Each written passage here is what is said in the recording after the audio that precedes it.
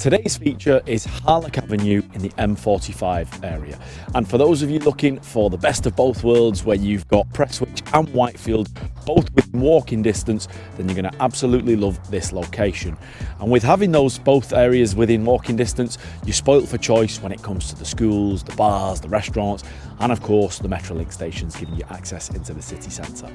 Now the property we're going to be taking a look at is number 6. It's a 1960s 3-bed semi. It's got a bit of an extension to the rear, so it's got a conservatory and an extended kitchen, so it creates additional living space.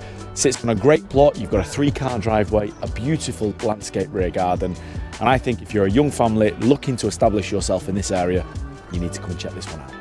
Now, typical of most 3-bed semis, certainly of this size and style, it is what you pretty much expect when you first enter. You've got a hallway, you've got 2 reception rooms, and then the kitchen just ahead of us.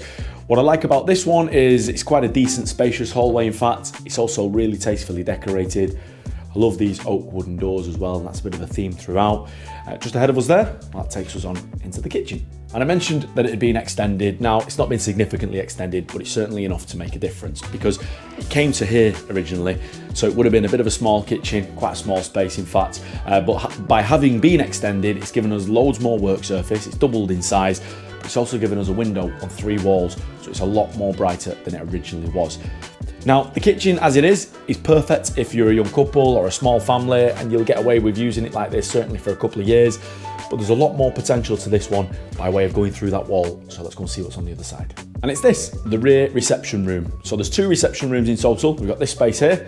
We've also got the front facing room. They've both got a door each, so you can get into either of them. And what I like about that is it means you've got the ability to close one of them off. And I mentioned about the potential from the kitchen. So if you've watched any of my previous videos, you'll know what I'm about to say here. It's crying out to go through that wall, and I think this would be a fantastic space. If you imagine going through there, it's already got that little bit of an extension on the back, even more as well that we can look to potentially go out further, so I'll show you that in a minute. But this could be a fantastic room, open plan, perfect for a young family. And then on this side, you could potentially close this off, make this a bit of a snug. Don't forget, it's got its own entrance there as well, but this is a beautiful room, especially with that big bay window, so it's going to be nice and bright. I think you'll use this in the evenings, but this room back here, opened up, this will be that family room that you spend most of your time in.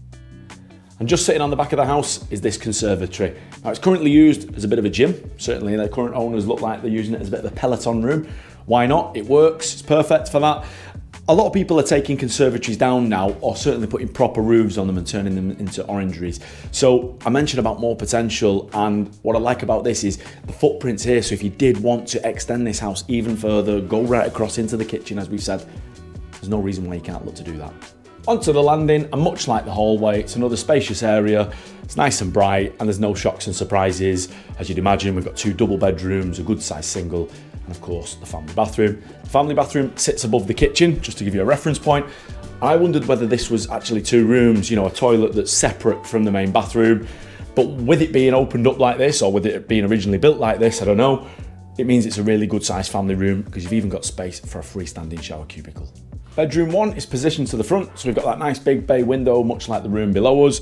It's currently not even being used as a bedroom, but the good thing about that is you get to see plenty of floor space, and you can see that it's a decent sized room, this one.